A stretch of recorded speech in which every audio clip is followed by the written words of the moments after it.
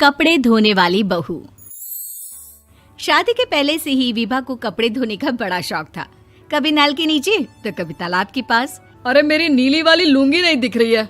विभा की अम्मा, कहाँ रखी है लुंगी? अरे वो तो विभा ने परसों ही धोकर रखी थी आपकी अलमारी में, देखो वहीं होगी। वो ना मैंने आज धो दी, मुझे लगा कि गंदी हो गई होगी।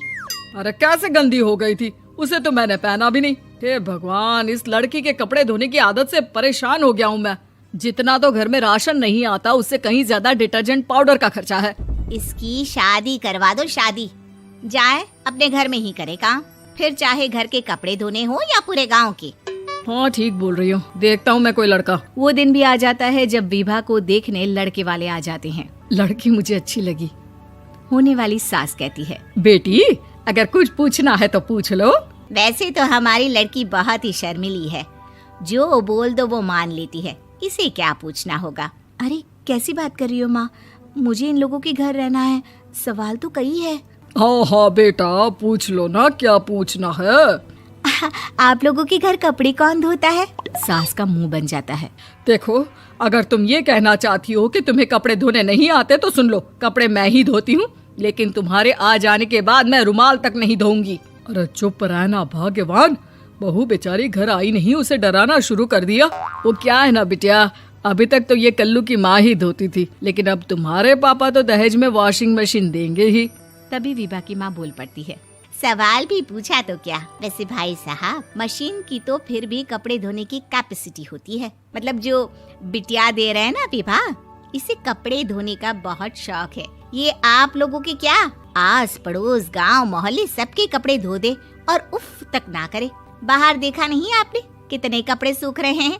सब हमारी बिटिया ने ही तो धोए हैं। बस भी करो ना माँ, शर्म आ रही इतनी तारीफ सुनकर।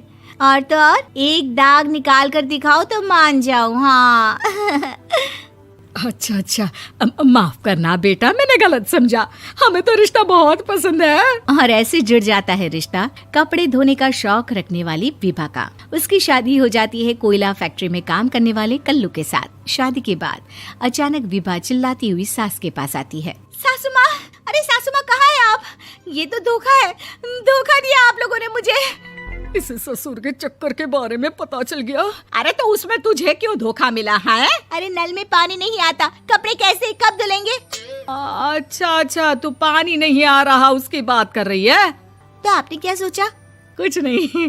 अच्छा, तेरी माँ ने कहा था कि कपड़े धोने का शौक है तुझे, याद आया मुझे।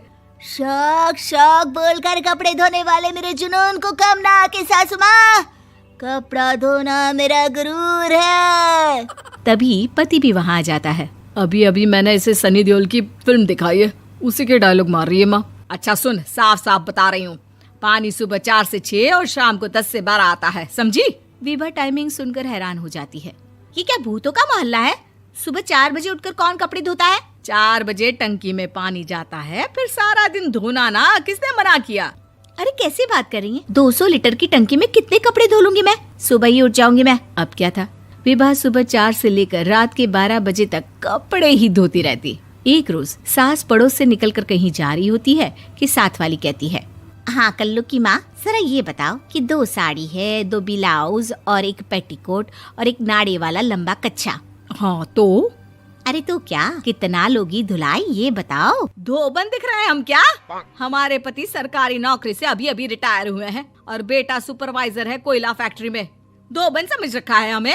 हाय रे कल्लू की अम्मा, माफ कर दो, वो तो मोहल्ले में यही सब बता रहे थे कि तुमने बहू को कपड़ा धुलवाने के काम में लगा दिया है। सास को पड़ोसन की बात सुनकर गुस्सा आ जाता है। वो घर पहुंचती है जहां घर के बाहर ही इतने सारे कपड़े सूख रहे होते हैं जितने कि किसी धोबन के घर पर। अरे ओ कल्लू की दुल्हन, बाहर निकल।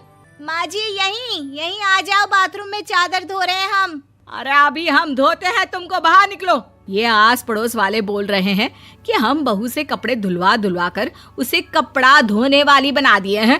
अरे छोड़ो ना माँ जी, किन लोगों की बातों में आती हो? आस पास के लोगों का तो काम ही होता है कि वो किसी तरह सास बहू को लड़ा दे।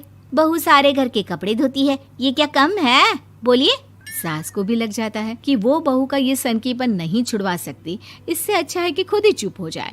एक रोज सास और बहू मंदिर जाते हैं, जहाँ सास की साड़ी वहाँ खड़ी भीख मांगने वाली से मिलती है। माँ जी क्या बात है, आपकी साड़ी उस भिखारन से कितनी मिल रही है ना? हाँ हाँ देखो तो, दोनों की साड़ी मिल रही है। क्या बात है कल्लू की अम्मा, तुम खुद को तो अफसर की बीवी बताती हो और ऐसी सिंपल सी प्लेन साड़ी पहनकर घूमती हो। सिंपल और प्लेन नहीं है ये साड़ी। तो क्या सोने के धागे से फूल बने हैं?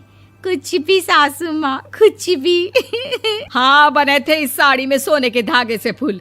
मेरे पति लेकर आए थे मद्रास से स्पेशली मेरे लिए 10,000 की।